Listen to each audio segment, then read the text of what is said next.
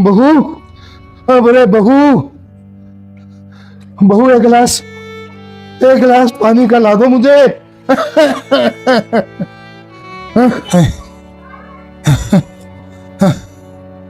हाँ जी, क्या हो गया है? बहू तबीयत बहुत खराब हो रही है, सांस सांस लेना मुश्किल हो रहा है मेरे लिए। पानी पी।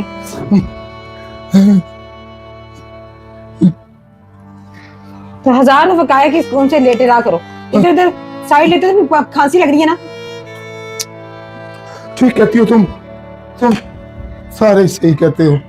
ओ बस बीमार हो गया इस उम्र में, तो यही कुछ होता है फिर। तो मैं तो कहती हूँ ना, अपने बेटे से क्यों नहीं कहते कि आपको गांव वापस छोड़ा है? यहाँ पे तो वैसे बहुत तंग होते हैं। मैं तो उसको कहता हूँ उसको कि मुझे वापस छोड़ा है गांव। मैं इधर रहकर क्या करूंगा? ऐसे खाम खा तुम लोगों के ऊपर बोझ बना हुआ हूँ।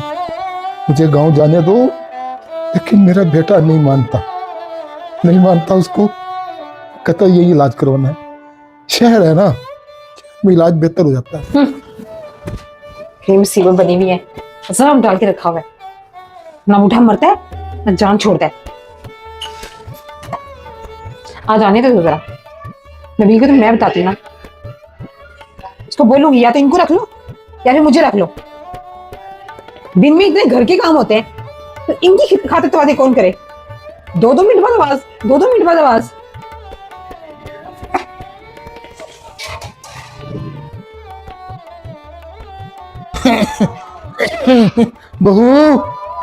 बहू किधर हो? मेरी आ गई। हाँ, मुसीबत है। मेरी मेडिसिन तो ले आओ जरा, मेडिसिन पकड़ा दो मुझे।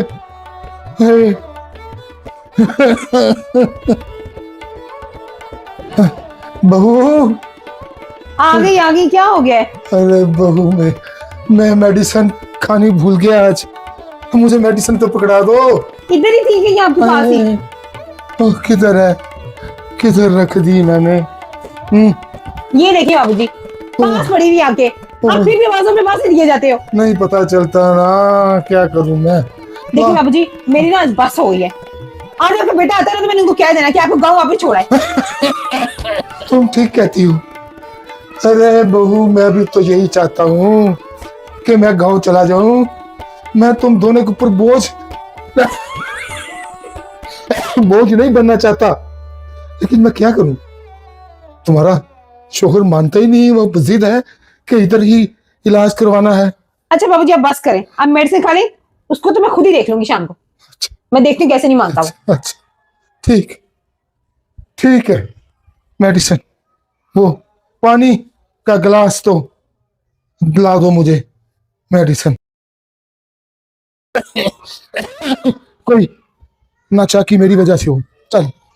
चल बंदे, तो खुद ही चला जा तो खुद ही। हाँ।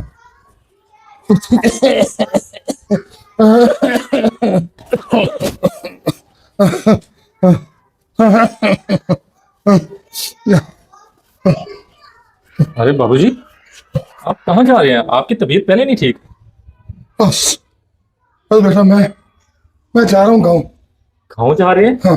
पर क्यों बाबूजी? क्या? क्या मेरी कोई खातिरदारी में कोई कमी रह गई है?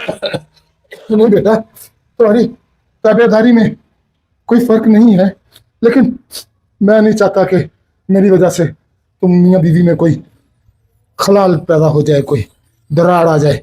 मुझे जाने दो, मैं ठीक हूँ। क्या मतलब बाबूजी? आपकी बहू ने आपको कुछ बोला है? नहीं। लेकिन आपकी तबीयत बहुत ज्यादा है।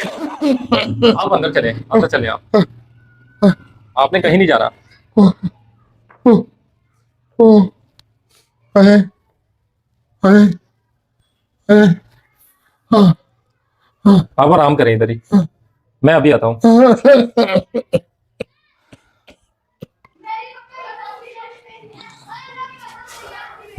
यार नादिया, बाबूजी को क्या बोला तुमने? कुछ बोला? कुछ बात हुई है तुमसे? वो घर छोड़ के जा रहे थे, कह रहे थे मैं गाँव जा रहा हूँ। तो भाई जाने देते ना, अच्छा है, मैं भी थोड़ा रिलैक्स हो जाती। जाने दी थी? क्या मतलब भाई?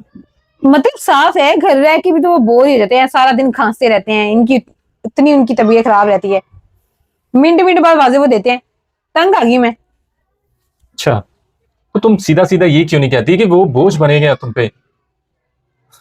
अब सही है। मैंने ऐसा तो नहीं बोला। देखो नादिया, मैंने तुम्हें शादी से पहले साफ साफ बताया था कि मेरे माँ बाप की तबीयत ठीक नहीं रहती, और मेरी माँ, वो तो अभी इस दुनिया में रही नहीं। तो मेरा एक बाप है, वो भी बीमारी से लड़ रहा है।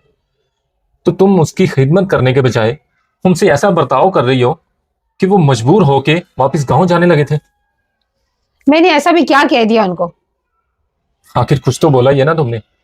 ऐसे तो वो खैर नहीं उठ के जा रहे थे। तो थोड़ी थोड़ी देर बाद आवाजें दिए जा रहे थे, तो कह रहे थे कि मैंने तो उसको बोला कि मुझे गाँव छोड़ा है, तो मैंने बस इतना ही कहा था कि ठीक है आप जाओ गाँव। किसने रोका आपको?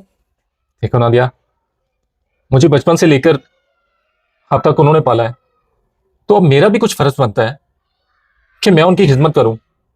आखिर बेटा हूं उनका। तो मेरी बीवी होते हुए तुम्हारा ये हक बनता है कि वो मेरा बाप है तो तुम्हारा भी बाप है। अगर तुम उसकी सेवा नहीं कर सकती तो फिर मुझे भी तुम्हारी कोई जरूरत नहीं है। ये क्या बात कर रहे हो आप? बात साफ है। अगर तुम मेरे बाप की नहीं सेवा कर सकती तो मैं तुम्हें इस घर में नहीं रख सकता। अच्छा, ऐसी बात ना करो प्लीज, आप मुझे माफ कर दो, नेक्स्ट टाइम नहीं होगा ऐसे, प्लीज।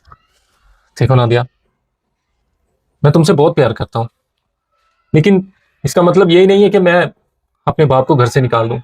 अब इस उम्र में मैं ही उनका सहारा हूं। तो हम लोग नहीं उसे देखेंगे तो कौन देखेगा? तो तुम्हें चाहिए कि उनका ख्याल रखें। मैं नेक्स्ट टाइम कभी शिकायत का मौका नहीं दूंगी, प्लीज मुझे माफ कर दो। उम्मीद करता हूं कि आपसे कभी भी ऐसा दोबारा नहीं होगा। कभी नहीं उन्हें होगा। ये बिल्कुल ना लगने देना कि वो हम पे बोझ है। ठीक है? सॉरी, मैं भटक गई थी, नेक्स्ट टाइम ऐसा कभी नहीं होगा। चलिए, कोई बात नहीं। मैं जरा फ्रेश हो लूं, मैं आता हूँ।